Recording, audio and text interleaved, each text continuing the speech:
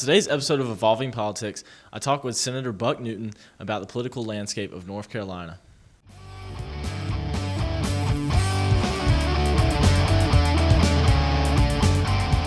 Present day, what is the North Carolina Republican majority doing in the General Assembly to help North Carolinians? Yeah, we have a pretty good agenda, and like I said, there's a lot more to do. And so, one of the bills that I just ran, Senator Berger and I and Senator Daniel were very interested in trying to find a way to be complementary to the efforts President Trump is making about border security. And so we finally, after many years, it was much harder to do than we thought it would be. We passed a bill last session that required sheriffs to cooperate with ICE. Most sheriffs do that, but there are some sheriffs, like in Charlotte and some other places in Mecklenburg County, that they say they do it, but they do everything they can to avoid it. And so we passed a bill that required that, but we realized that on the state level that there was a lot more we could do with that, and we had. So we passed a bill, and I hope it'll go to the House and pass soon, that basically does the same thing. We call it the Border Protection Bill.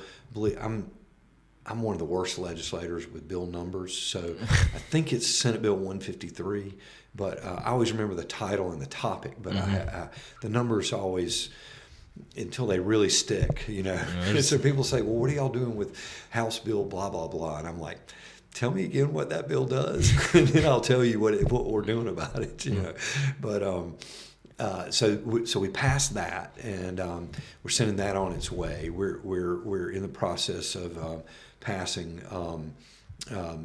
a bill that basically is eliminating DEI, diversity, equity, and inclusion in any kind of public education, university level on down.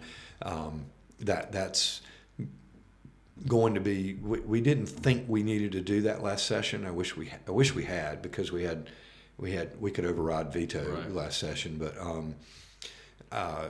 we really didn't think we needed to do that. Now the university system is doing a good job of through the Board of Governors of turning the corner and dialing that stuff back. But we've also found that they probably need to be empowered with state law directly. To really, we see some places where they're changing the name of something but not really changing what they're doing, and that's the way bureaucracy works. Sometimes they're like, I hope your listeners find this funny. I think it's funny, but that doesn't mean they will. But all this that President Trump and Doge are doing with Washington, that's kind of the battle. We don't have a Doge, we don't have an Elon Musk, and we don't have computer systems. The computer systems in North Carolina are too outdated to easily do what he's been doing with his team. They're doing a lot of this through tracking stuff on the computer systems. We don't easily have access to that, but the main reason we don't is because we don't own the executive. President Trump owns the executive. So we can't get in there quite the same way. But when we first came to town, I learned, one of the first phrases I learned was what a weebie was. Do you know what a weebie is? No. It's we be here when you be gone. In other words, you guys come and go, right? You're elected, right? You run for election every 2 years, and there's a lot of turnover in Raleigh. A lot of people talk about term limits and stuff. That's another topic. I won't go in a different direction, but there's a lot of turnover in Raleigh, and in elected turnover. But the bureaucrats always stay. Right. And now the thing about bureaucrats is some of them are great. They're really hardworking, dedicated public servants. They love their job. They work hard at it. Some of them are fine. They're just like everywhere you go in private sector or anywhere else. You got different groups. You got different types. And the thing about bureaucrats is when they're not so good, or they're not interested in doing their job, or they think they know what the job should be, and they're going to do it the way they want to do it as opposed to the way they're being told to do it, whether that's by law or by rule or by government, their superior telling them this is our policy and this is how we're going to do it. Sometimes you get bureaucrats saying, I don't care what they say, because I'm a weebie. I be here when they're going to be gone. Mm-hmm. We're going to be here when they're gone, and we're the ones that make it work. And that you see that, we know that that's going on in Washington quite a bit. Mm-hmm. Trump calls it the deep state and that kind of thing, and that kind of implies bad motivations. On sometimes the term deep state. I would never say that about state employees, because by and large most of them are perfectly fine. But there's story after story. My wife was a state employee for a while long before I got elected, and she was hired to do a job for somebody who didn't come to work, but they didn't fire them. She never met, the 2 years she worked there, she never met that person. She did their job. She never saw them come to work. Those are true stories, and it's not just a one-off. I mean, these things do happen, and some of it's politics, some of it's just it's not easy to get rid of state employee. There's a procedure. They don't just get. It's not like the private sector where Elon Musk can go into Twitter and get rid of a lot of people. Right. Kind of almost overnight. There's, and part of that's because it's politics. So you don't want the next political group to come in there and just be able to fire people because they were doing their job, and now you don't like it, or they're not with your team, they're on the other team. Sometimes there are levels where that's appropriate, and they're usually more supervisory, political appointed type levels. But anyway, it's we found with the DEI bill that it's going to help to have the muscle of state law clearly behind in the university system and in other places of education, to clarify we're not doing this anymore. Mm-hmm. This is state law, and you got to abide by the law. And so it'll still be hard for us to enforce it because we don't own the executive, we don't have the Attorney General's office, but it will hopefully be the law. So, and then there's a lot of other things. We're getting real busy with the budget, and the Senate starts the budget this year. Mm-hmm. So that's been a lot of what I've been dealing with lately, and will be for a while.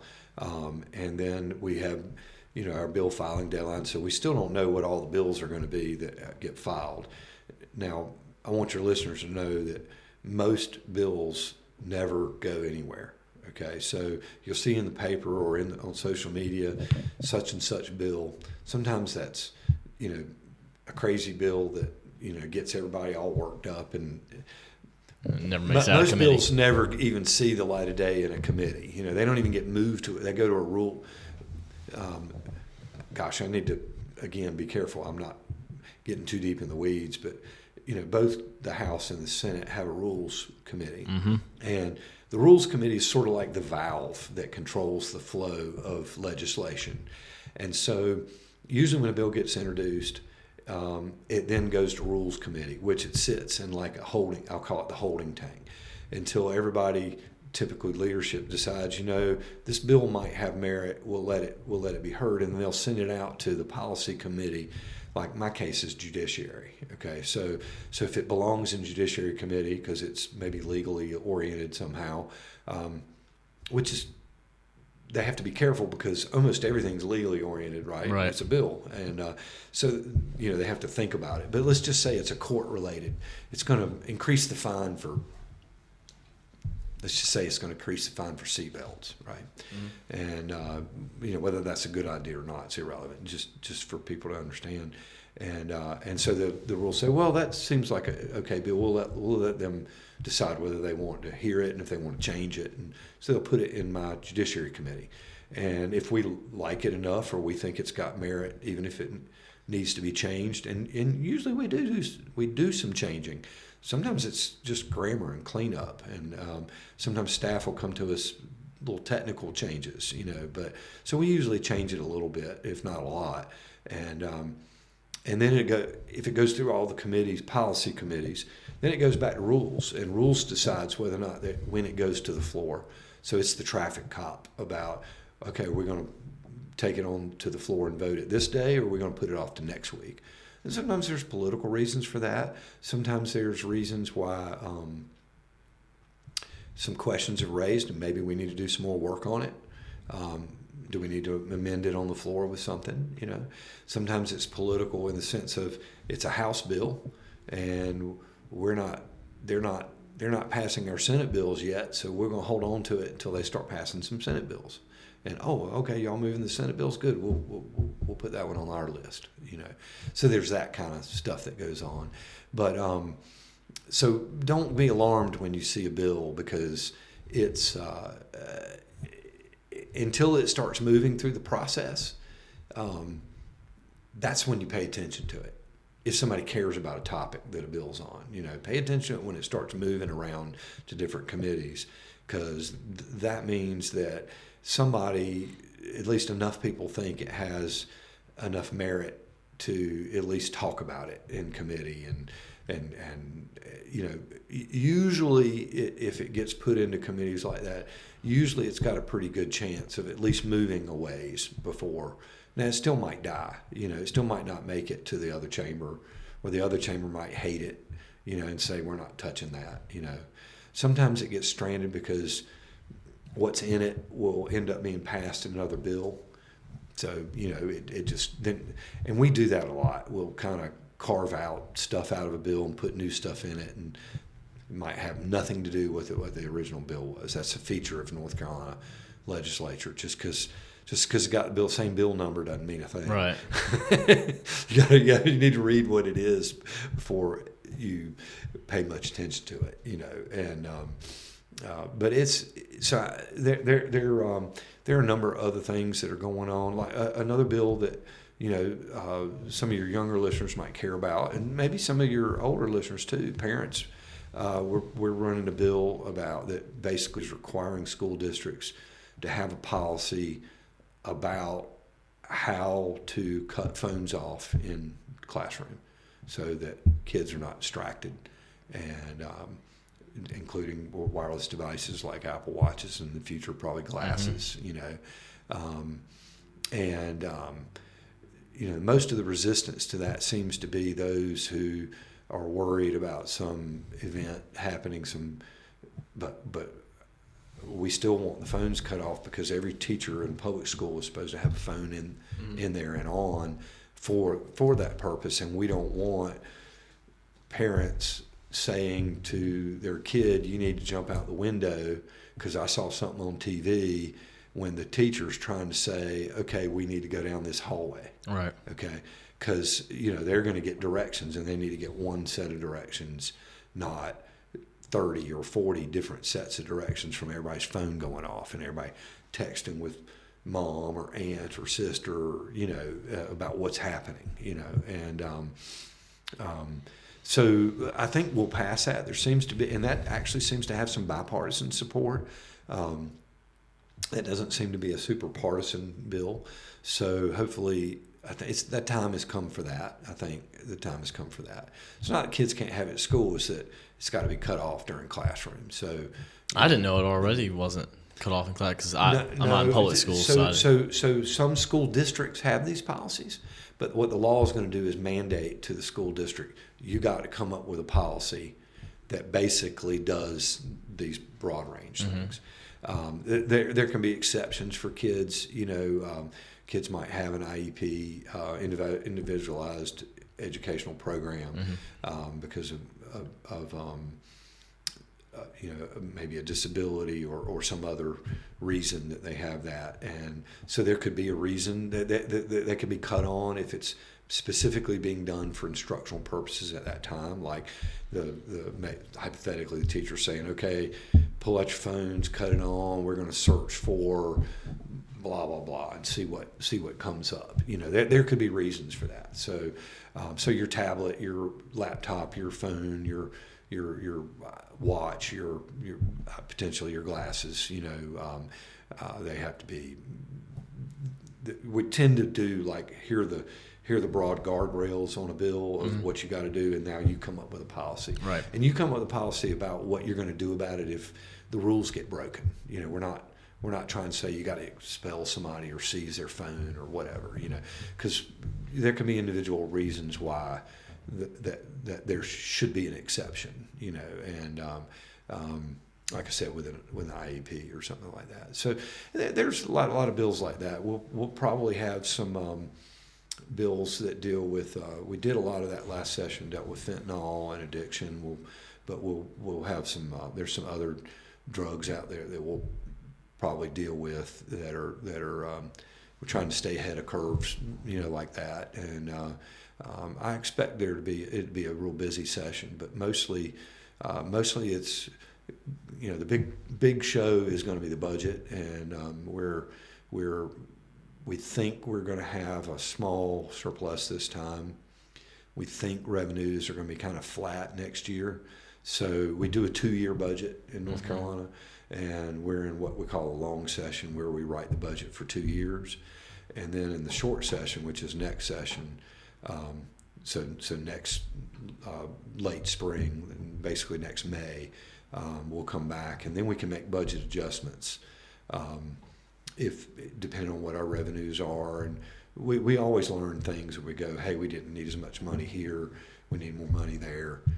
If if we have a deficit or if we have surplus, we can decide, okay, and the overlay of this is Hurricane Helene, as I'm sure everybody at this time knows about how devastating it was in western North Carolina in the Asheville area. And that's looking like a 50. I've heard figures as high as $60 billion, probably about a $50 billion. I'm gonna say it again, $billion disaster. And our budget for the year is typically around 33. I shouldn't say typically, but at this time is around 33, 34 billion. And so you're talking about maybe almost twice what our annual budget is. And so I'm glad we were in strong physical shape. We had a good rainy day fund. We have different reserves in different places. So, we should be able to meet our needs out there and still take care of what we need to be doing in other parts of the state, whether it be education or whatever we're dealing with. But there's not a lot of extra, and so trying to be really careful about where do we need to put a little extra, but where can we hold the line and not do any extra, and how can we carefully, we want to make sure that Helene, the money we're putting towards the Helene recovery is being well spent. Many people in eastern North Carolina, we still have hundreds of families, people that haven't been returned to their homes from Matthew and Florence. And you're talking about 6 to 10 years later, depending on what storm you're talking about. And Governor Cooper just did a horrible job with that, and we're trying to do everything we can to make sure that doesn't repeat itself with Helene, because it would be even bigger. And they've had cost overruns. We just passed a bill. You asked me what we're doing. We just passed another hurricane relief bill. So the Cooper bill? No. That was a bill that said we were going to do that, but I think it's the same number, but they've changed the title. They changed it, okay. And Representative Jones, who filed that bill, wanted to make a point with Governor Cooper but we made the point, and so now we need to change the bill, because we needed to make some serious changes to the bill anyway. But we just put another 217 million into the eastern from Matthew and Florence because of their cost overruns. They overran about $480 million. And I mean, that's a lot of money. and they still don't have people back in their homes. I mean, it's terribly botched, and there's just no other way to say it. And we're not the executive branch. We can't run these programs. All we can do is pass rules and allocate money and call them in to the carpet if they're not doing it right. And we've been doing that. And the media has ignored it for the most part. And we're trying our best to make sure that nothing like that happens. We've learned a lot of hard lessons there. But mountains are going to be harder. Mm-hmm. A lot of that is rock, and it's a hillside. And when you're talking about down in the valley, technically all the valley is a flood zone. Now it may be 1,000-year floodplain, but that's why it's flat, because it's flooded. And we say that we have never seen anything like that up there. It's really not true. We do have historical precedents for this. We had to go back to 1916. But Asheville area had almost identical type of hurricane scenario. Storm came up almost the same kind of track as Helene, stalled out with a cold front that had been raining well before the storm got there.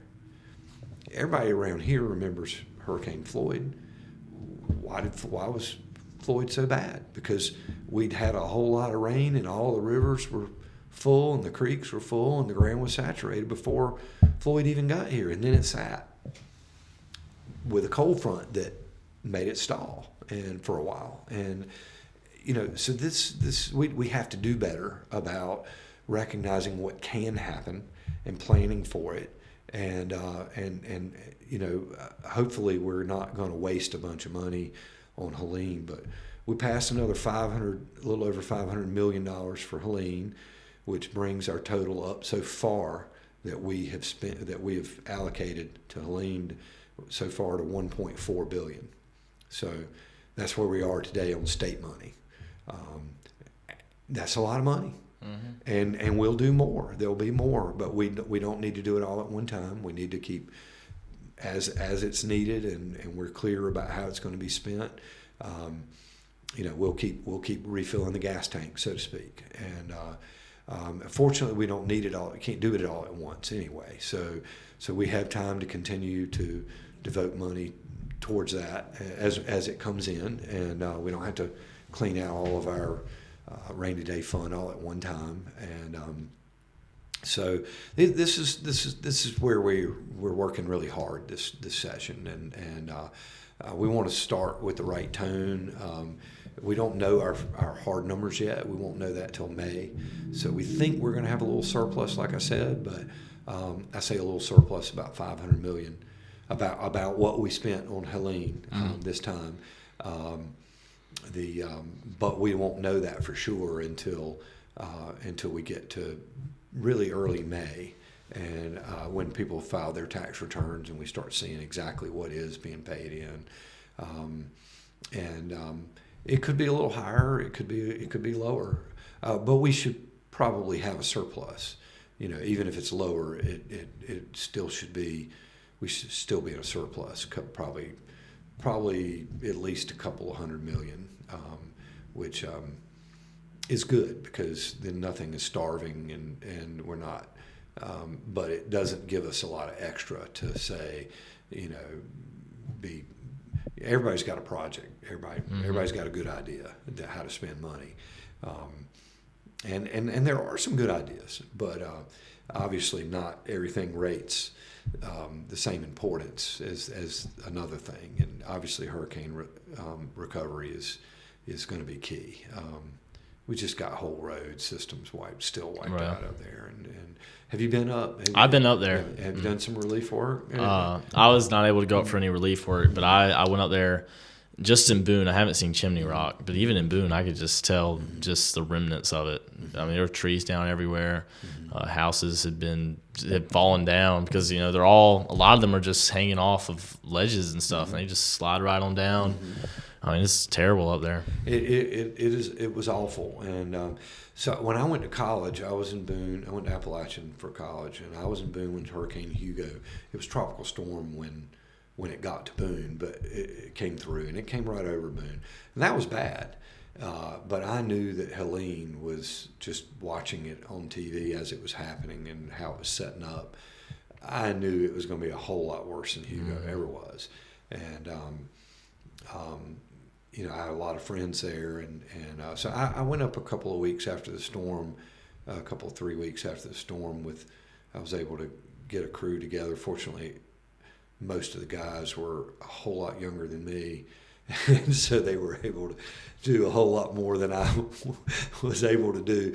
But we were all running chainsaws, and we had some equipment, some a mini excavator, and so we were able to do quite a bit. And we went to an area that hadn't really had much help, and everything we did for the most part was tree work. And gosh, it was so much to do. We weren't even dealing with the flooded areas. We were just doing tree work, and it's just hard to explain. You come around a curve, and you're kind of like going in a new valley, or come over the top of a ridge, and you go down, and it's like a bomb went off. And as far as you can see, it's like a tinderbox.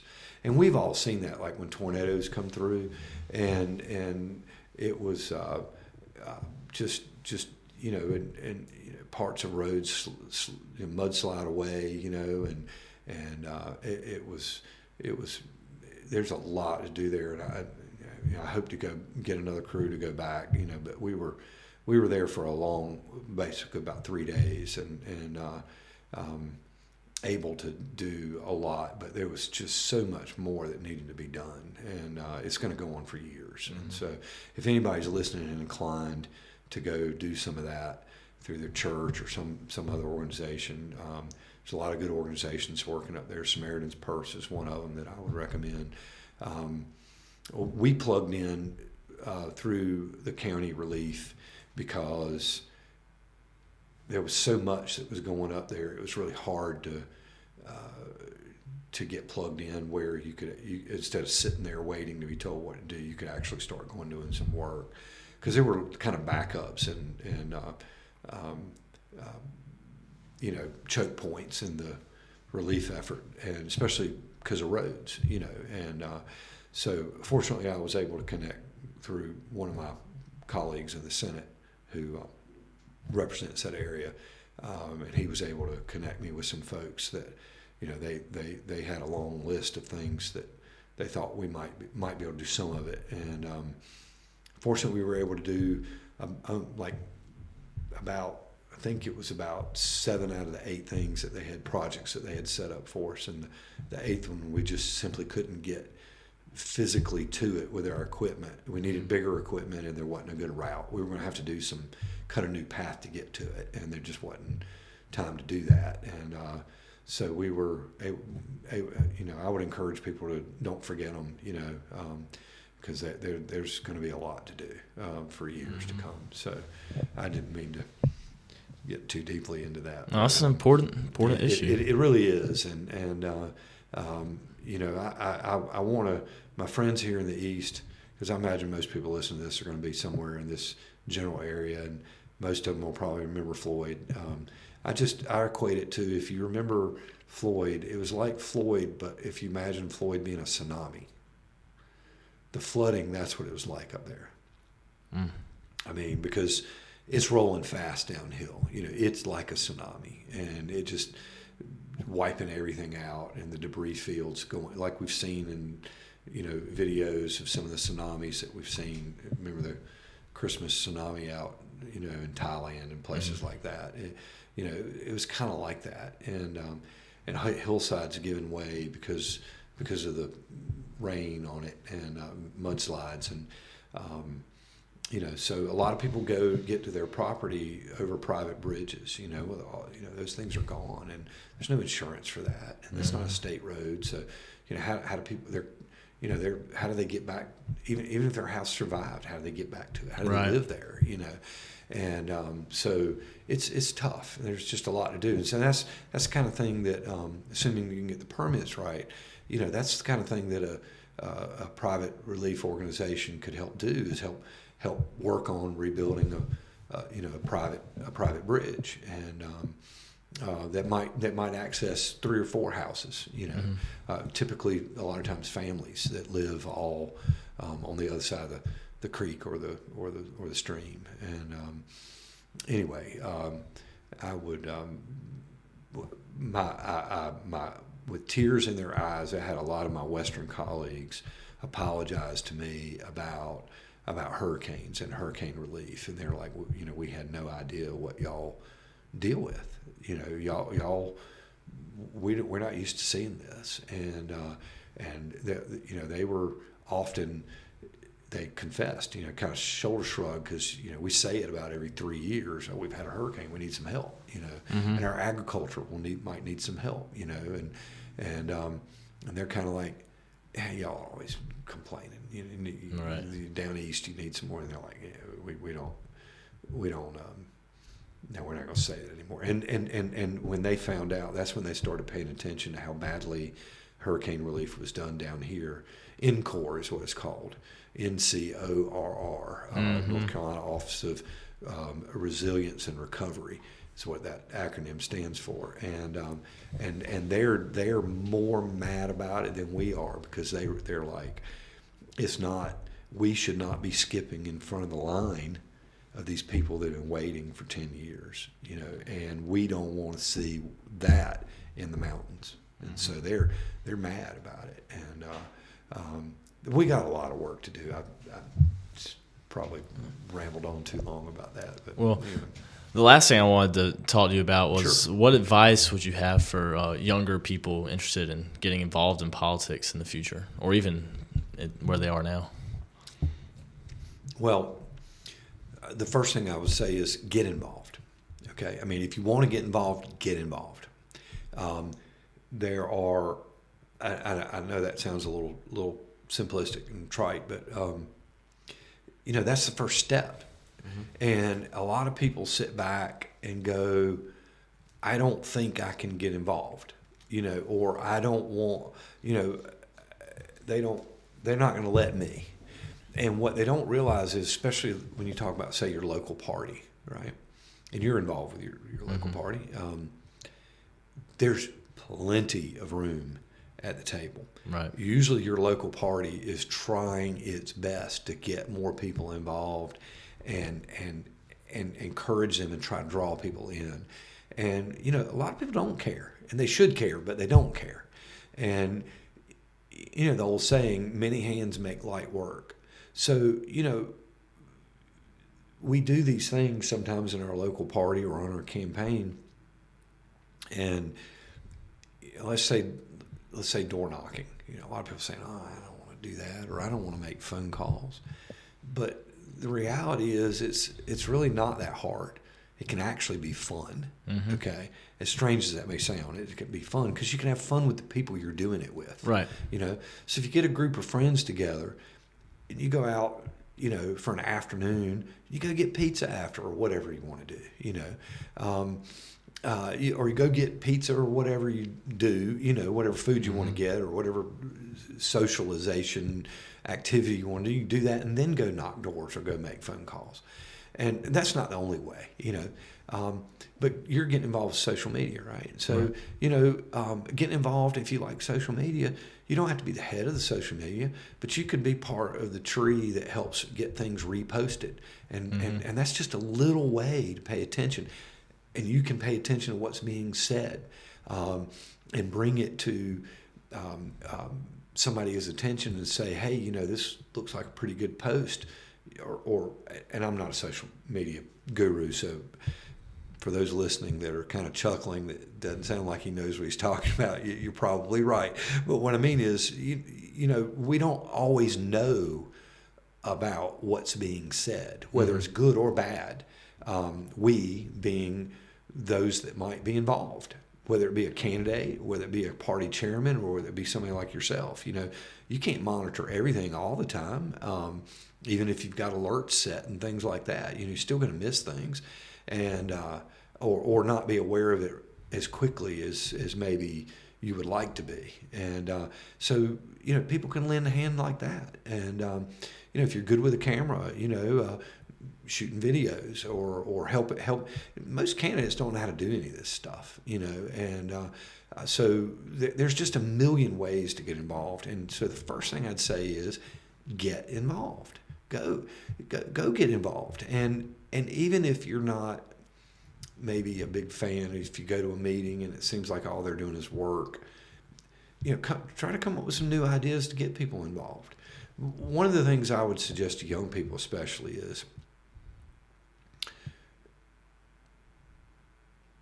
because you're young, the social side of things, it should be, is a big part of your life, right? And the social side of things is what makes being involved in politics fun. Now, I don't mean always like a big party. I'm just saying, if you listened to this podcast earlier when I talked about the friends that my wife and I made on the campaign trail, you can make a lot of friends. And even if you don't make them today in the group that you're dealing with today, if you stay involved, you can make them in other ways, because you'll continue to meet new people and get involved. And say when you go to college, you might decide you want to be involved in, I'll just say, the college Republicans, or even if it's not a party, a group, you might want to be involved in a group that's involved in politics and maybe affiliated with this issue or that political group. And so it's a way to socialize. And look, if you don't like the people who are involved, bring some new people that you do like and get them involved. And I don't mean dislike them like you can't stand them. I mean, like they're not going to be your best buddy. They're not your new best friend. And but that doesn't mean you can't work together and still have a good time with them. And I just say get involved. Don't sit on the sidelines. Don't be a keyboard warrior, as they say, flaming people or, the other thing I'd say about young people getting involved is be very thoughtful about what you're putting online. Now, I know you've heard this from your parents and your teachers and other people, but it matters. Like if I'm interviewing somebody to work on my campaign, I'm looking about what's their social media and what have they said and what's out there on them. I'm looking, because as a candidate, I got to be careful who I associate with, because it's going to reflect on me, and it could theoretically cost me an election. Not only that, I mean, it could cost me in other ways that maybe are more serious. So I'm looking for indicators, of who is this person, and who do they run around with, and what do they do and what do they say, and everybody's heard stories of. There was a Doge kid, I call him a kid because they're young, that kind of sort of got removed or almost removed because of something they'd said that somebody claimed to be racist, and upon further reflection, I think people decided, well, while that wasn't ideal, it wasn't something that they ought to be fired for. I'm not sure, but it matters. So be thoughtful, because these things are going to follow you around, and when you're 50, it's going to be following you around. What you say, and I know this, and I hope people are listening to me will maybe hear me say it this time. What you say when you're 16, what you say when you're 18, what you say when you're 20, is not what you're going to think and you're going to say when you're 40 and 50 and 60. You're going to learn, and I don't mean young people. Young people have a lot to say that's worthwhile and worth hearing, but your views are going to change on things because you're going to learn things, and experience is going to teach you things, and you're going to say to yourself, I wish I hadn't said that. Okay, or even though I still think that, I wish I hadn't said it that way. Right. You're going to run into people that are going to be offended and are going to have feelings hurt. And when you said it, you're going to go, they shouldn't be offended by that. But when you get older or you meet these people, you're going to go, yeah, I can kind of see why that bothered them. I kind of wish I hadn't said it that way. If you think about people, because we all should be treating each other how we want to be treated everywhere we can. And I would love to see politics be a little less amped up and a little more civil. That's one of the things I've been threatened. I mean, I've had death threats. I'm just Buck. I'm just a guy from Wilson that, is, I don't think anybody should be feeling that way about, even if they despise me politically. I don't think anybody should be thinking that, because I don't feel that way about other people. Right.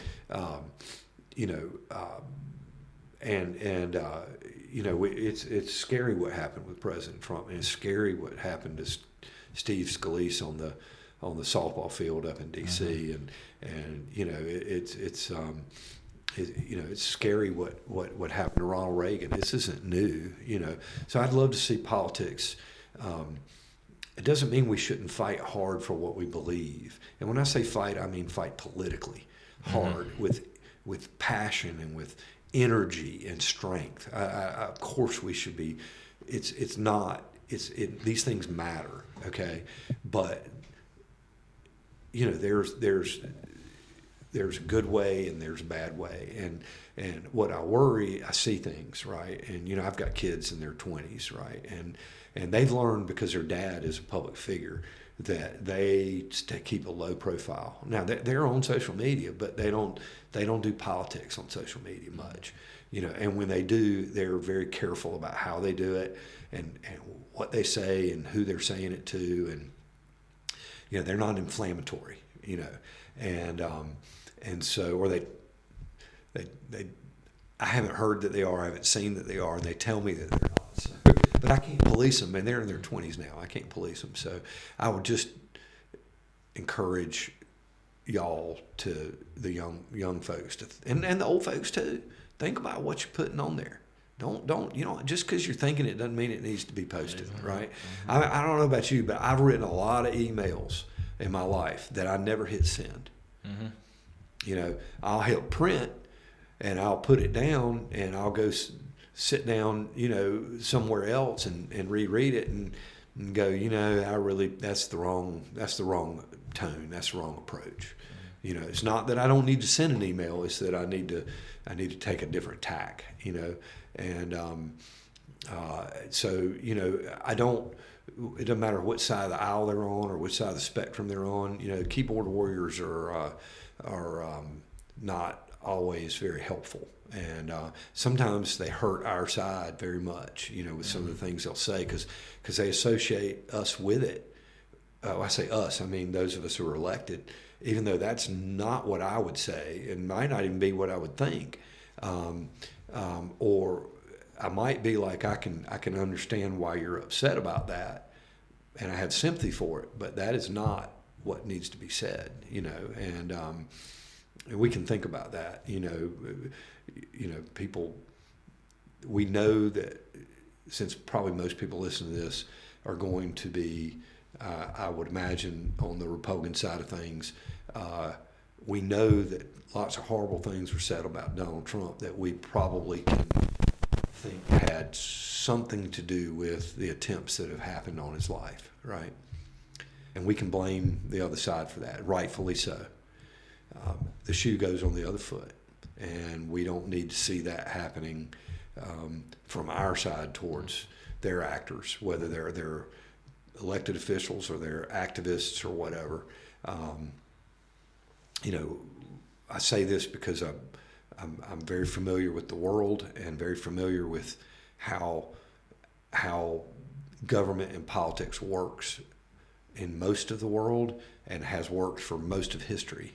And what we have here in the United States is a wonderful thing in terms of we have a relatively peaceful, stable, democratic republic that is generally responsive to the people. It might take some time, but in my view, it's responsive, or we wouldn't have President Trump in office right now. The people have fed up with a lot of things, and they said, we want somebody who's going to be a real change agent. And, things can change. And I find a lot of young people, you asked me about young people, I find a lot, not a majority, but a lot of young people have an attitude of, it doesn't matter what I say.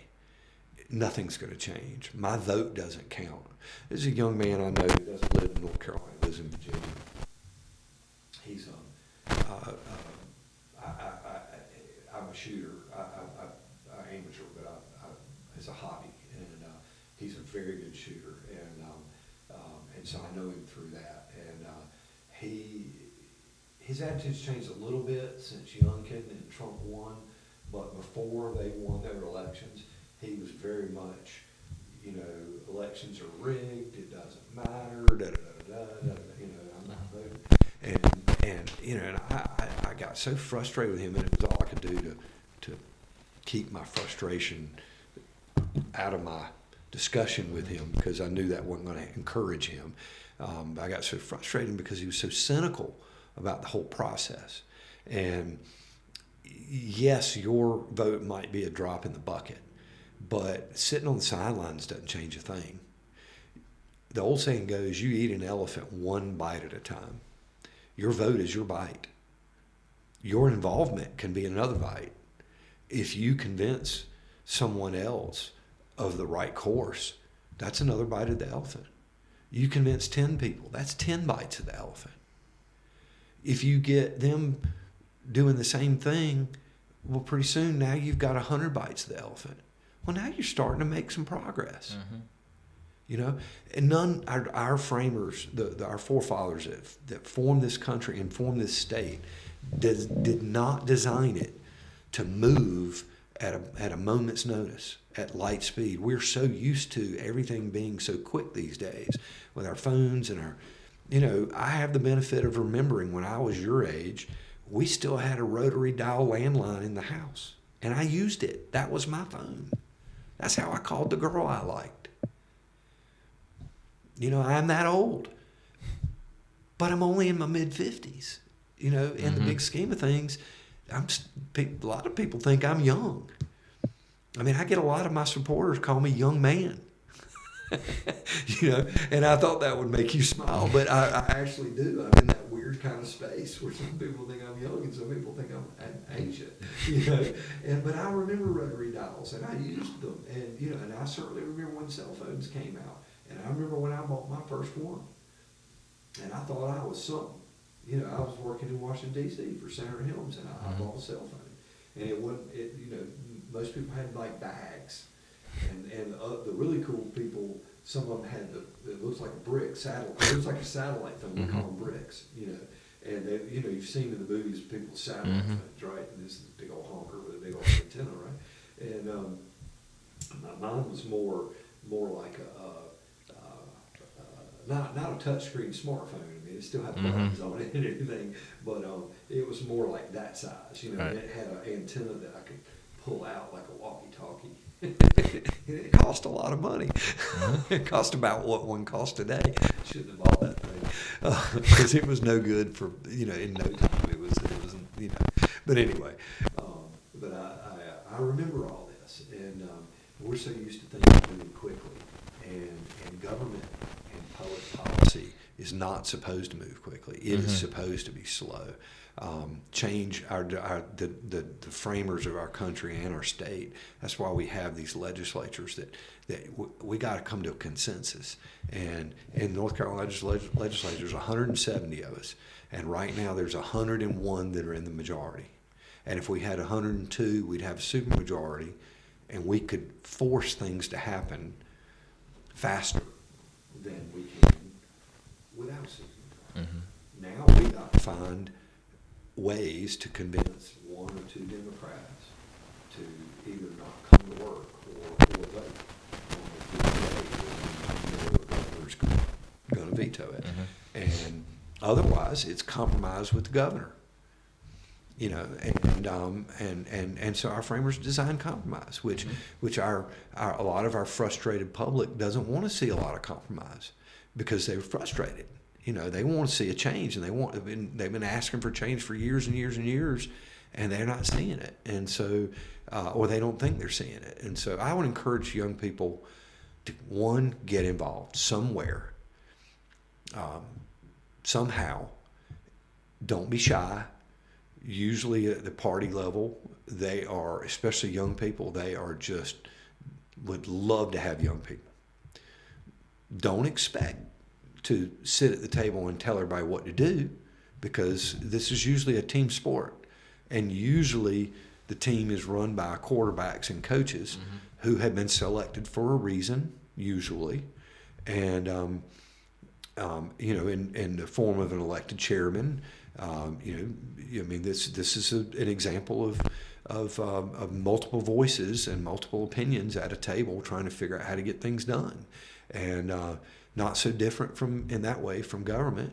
But you have to have patience. You can't expect it to happen overnight, and but get involved and don't stop being involved. Your involvement may change over time because your circumstances change. When you're in high school, certain things you can do. When you're in college, there's other things you can do. When you're out of college and you got your first job, there's other things you can do.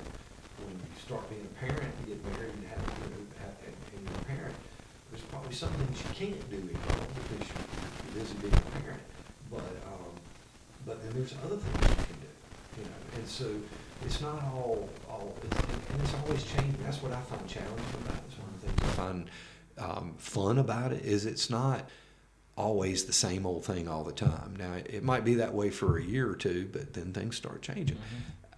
This is the first, I'll say, county level party podcast I've ever done.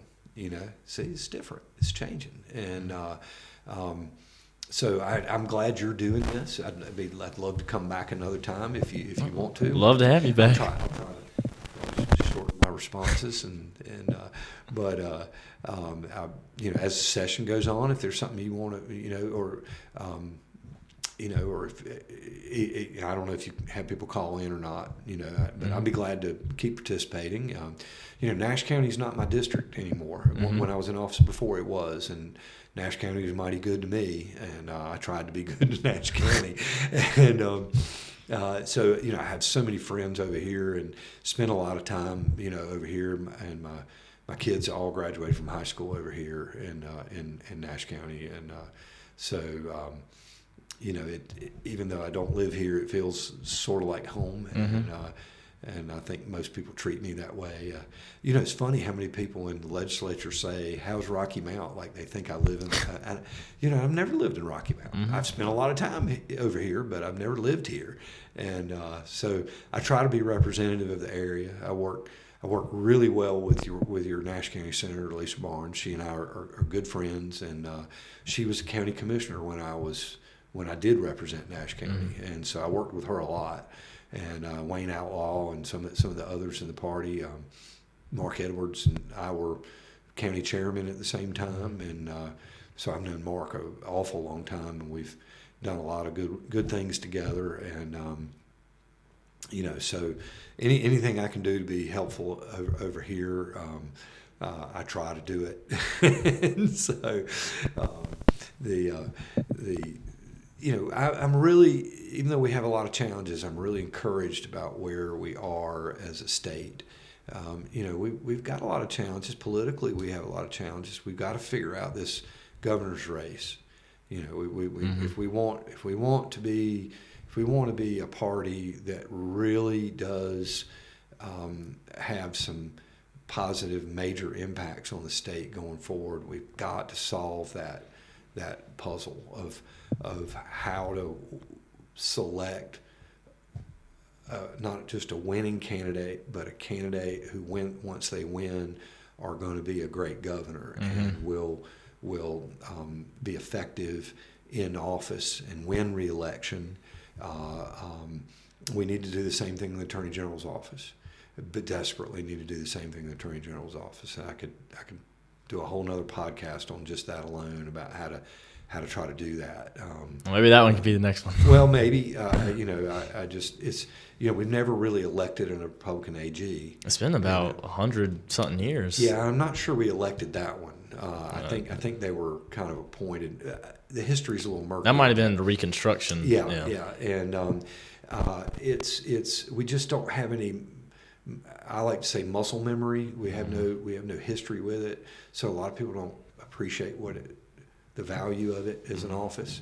And I'm fearful that we're going to lose that in our races for governor because it's now been a while since we've won one, and unfortunately, Governor McCrory was a one-term governor when he should have been a two-term governor. He's a dear friend. I wish I could redo it for him. I would have had a better chance of finding those 20,000 votes on my side had the governor been able to run stronger and win re-election. Those things matter. They shouldn't matter, but they do. You know, it's the reality. Politics is about reality. You know, and that's what I'd say to young people. Remember that it's not always about our ideology, you know, or our theory of what should. We still have to deal with the reality we're in. And one of those tough realities is we have not figured that out. I hated how Mark Robinson got treated, and you know, I personally like Mark, but you know, we have to do a better job about selecting our candidates, and that's the only way I know how to say it. You know, unfortunately, it is a blood sport. It is not for the faint, and it is not for those who have. That's why I tell young people, keep those social media posts clean. You know, think about, you know, would your grandmother want you to see you saying that, or recording that, or promoting that? You know, maybe that's a good barometer. You know. Maybe not. Some people might say, I don't care what my grandmother thinks, but you know, something like that. You know, because you know, I don't know anything about the truth or not of Mark's, what was alleged against him, and people do change, and so I'm not condemning him, but as a candidate, I'm condemning him because if any of that is true or partially true, he had no business running for governor. At least not at a time when it wasn't clear that that's not who he was. And that's a hard thing. In my opinion, people are generally forgiving when things are way in the past, you know, and it's clear that that's not who you are. I say that to young people too. I mean, just because you screw up today, because you're young, you screw up. I did. Everybody does, right? You know, you're going to look back on things in your life and go, why did I do that? Why did I say that? Why did I go there? Why did I think that? You know, why did I choose that? You know, don't ever let it get you down, you know, but they can linger and they can stick to you, and so that's why I'm saying think about your choices today. We've got to figure out how to have a better gubernatorial candidate. Even if they don't win, we've got to get back to being competitive, really competitive with it. Because it affects all kinds of other races. All the other races. I mean, I thought Dan Bishop had the best chance to win AG. He's a good friend of mine. I really encouraged him to run. I did a lot to try to help him. But he got tied to Robinson in a way that he just couldn't get back above water. He raised more money before he even filed than I did in 2016. You know, he was in a great position to win that race. Smart as a whip, great lawyer, understood the issues, understood the state. He spent time in the House and the Senate before he went to Congress.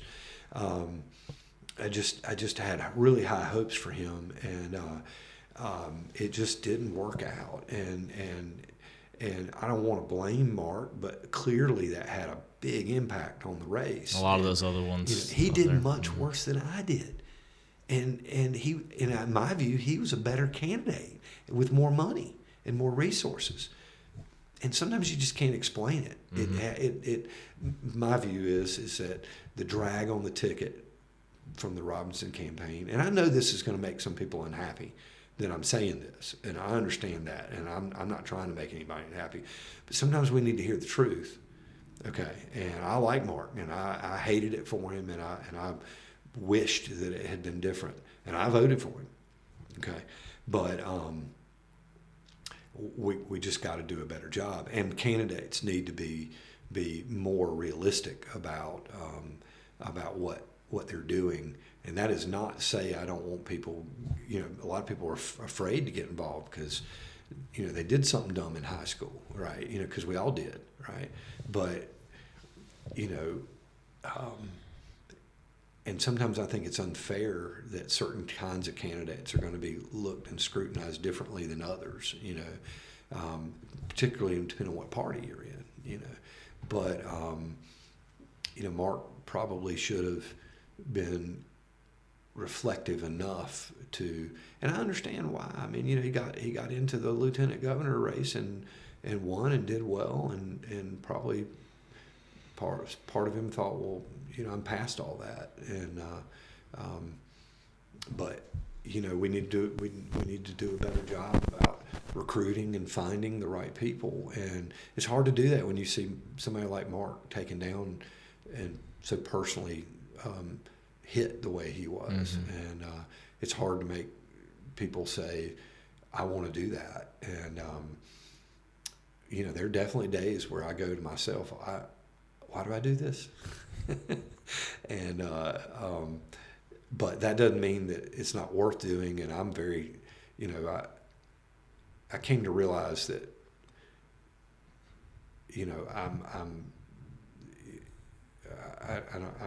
I'm wired a little different than a lot of people, and I'm not bad at doing this, and that this. At least for now, I'm doing what I'm supposed to be doing, and I'm where I'm supposed to be.